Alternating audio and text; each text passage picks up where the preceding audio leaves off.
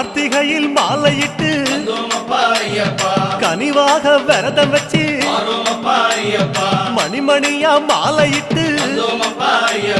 மார்கழியில் பூச வச்சு சபரிமலை பயணம் தானப்பா சாமி வழி துணையா வந்து சேரப்பா சபரிமலை பயணம் தானப்பா சாமி வழி துணையா வந்து சேரப்பா குருசாமி சொன்னபடி கூடி நல்ல விரதம் வச்சு